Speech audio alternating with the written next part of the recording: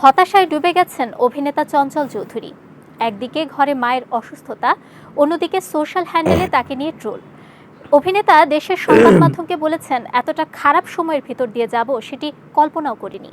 আমি তো সারাটা জীবন মানুষের বিনোদনের জন্য কাজ করে গেছি, রাজনৈতিক সভা সমাবেশ তো করিনি, অথচ এখন আমি সেই রাজনীতিরই শিকার। আমার ভক্তরাই আমাকে বুঝছেন। চঞ্চলের ভাষ্যে কিছু দুষ্কৃতকারী পরিকল্পনা করে তার বিরুদ্ধে মিথ্যে মন্তব্য প্রকাশ করে তার ভক্তদের চটিয়ে দিয়েছে। সব মিলিয়ে চঞ্চল চৌধুরী প্রচণ্ড অস্বস্তি আর হতাশার মধ্যে আছে। ভক্তদের কাছে তার অবস্থান ও পরিস্থিতি তুলে ধরার জন্য 9 আগস্ট দুপুরে একটি বার্তা দিয়েছেন অভিনেতা। তিনি লিখেছেন, আমি চঞ্চল চৌধুরী বলছি। আমার নাম ব্যবহার করে কোনো বিদেশি দেশি পত্রপত্রিকা বা সামাজিক যোগাযোগ মাধ্যমে সাম্প্রতিক পরিস্থিতিতে যদি কিছু লেখা হয়, তার দায় আমার নয়। কারণ এখন পর্যন্ত আমি কোনো পত্রপত্রিকা বা সামাজিক যোগাযোগ মাধ্যমে কোনো বিষয়ে বক্তব্য দিইনি। আমি সাধারণ একজন শিল্পী, পেশাগত কারণ ছাড়া কোনো কিছুর সঙ্গে আমার কোনো সম্পৃক্ততা নেই। অভিনেতা জানান, তার মায়ের অসুস্থতাজনিত কারণে সাম্প্রতিক সময়ে তিনি সামাজিক যোগাযোগ মাধ্যমে সক্রিয় ছিলেন না। দেশে শান্তি বিরাজ করুক, সকলের মঙ্গল হোক, এটাই তার চাওয়া।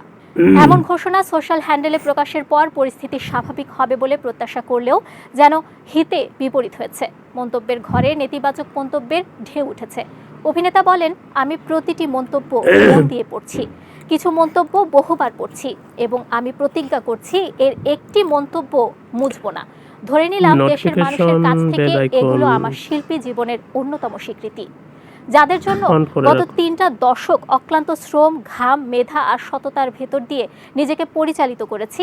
চাইলে এমপি মন্ত্রী হতে পারতাম, হইনি, কারণ এই মানুষের প্রিয় শিল্পী হয়ে মরতে চেয়েছি। গালির মাধ্যমে এখন আমি সেই স্বীকৃতি পাচ্ছি। গালিগুলো মুছবো না, পুরস্কার হিসেবে রেখে দিলাম। বলা দরকার, 15 আগস্ট ভারতে মুক্তি পাচ্ছে চঞ্চল চৌধুরী অভিনীত টলিউডের সিনেমা পদাতিক, যেখানে কিংবদন্তি নির্মাতা মৃণাল সেনের চরিত্রে অভিনয় করেছেন তিনি। নির্মাণ করেছেন সৃজিত মুখার্জি। আমাদের চ্যানেলকে সাবস্ক্রাইব করুন।